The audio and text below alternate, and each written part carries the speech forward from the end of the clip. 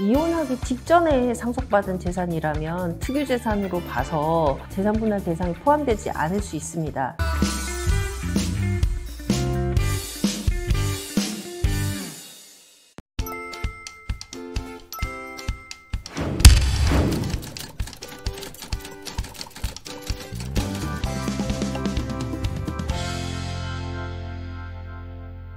이혼하기 직전에 상속받은 재산이라면 특유재산으로 봐서 재산분할 대상에 포함되지 않을 수 있습니다. 하지만 상속 기간이 길다면 재산분할 대상에 포함될 가능성이 있습니다. 먼저 재산분할에 대해서 설명을 드릴게요. 재산분할이라고 하는 것은 결국에는 부부가 결혼 생활 동안 형성한 재산을 기여도에 따라서 나누는 것입니다. 하지만 단지 기여도만 생각하는 게 아니라 마치 퇴직한 사람이 실업급여를 받는 것처럼 내가 원치 않는데 내가 이혼당해서 내 안전한 자리가 없어졌네? 이런 사람들에 대한 부양적 성격도 있습니다. 그래서 이혼한 상대방의 경제적인 위치, 그 다음에 건강 상태, 미성년 자녀의 유무 이런 것들에 따라서 기여도가 올라갑니다. 그래서 여자분들 기여도가 저 여자가 뭐 한 게 있어 라고 생각하지만 기여도가 높은 이유가 그 부분에 있습니다. 그래서 상속재산도 상속받은 기간에 따라서 기여도가 상속재산을 유지, 보수하는 데 기여한 부분이 있다고 생각해서 그 퍼센트를 올리는데요. 적어도 결혼 생활을 10년 이상 했다라고 하면은 20%에서 30% 정도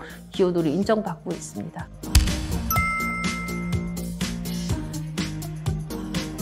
딱 이혼한 때로 보기도 하고 아니면 재판이 끝난 때 이렇게 두 가지로 판단을 하는데 판례는 재판 끝날 때의 시세로 봅니다. 그 다음에 이거랑 비슷한 게 결혼한 지 얼마 안 된 분들 같은 경우에 시댁이나 부모님으로부터 이제 몇 억씩 증여를 받아서 전셋집을 마련하는 경우도 있는데요.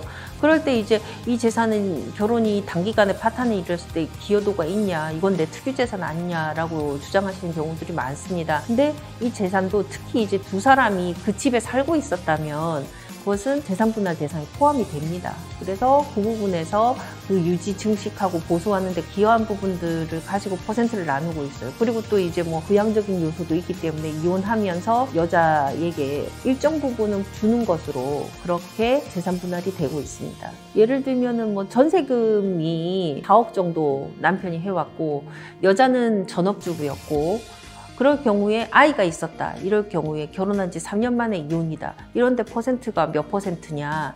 이럴 경우에 10%에서 15% 정도는 그래도 줘야 한다. 이게 판례의 입장입니다. 그리고 또 아예 이런 경우도 있어요. 남편은 일을 하지 않았어요. 결혼하고 나서 직장 생활을 거의 하지 않고 와이프가 오히려 더 직장 생활을 열심히 하고 그런데 남편은 증여받은 자산이 있다. 몇 억 정도 되는 아파트가 있다. 이랬을 때 와이프가 이 재산에 대해서 기여도가 있냐 하면 기여도가 있다라고 보고 있는 거죠. 왜냐하면은 그 와이프가 직장 생활을 하지 않았다면 그 남편은 생활을 하기 위해서 그 아파트에 대출을 받아서라도 생활을 했어야 될 거니까 그런 부분에 대한 기여도를 인정하고 있습니다.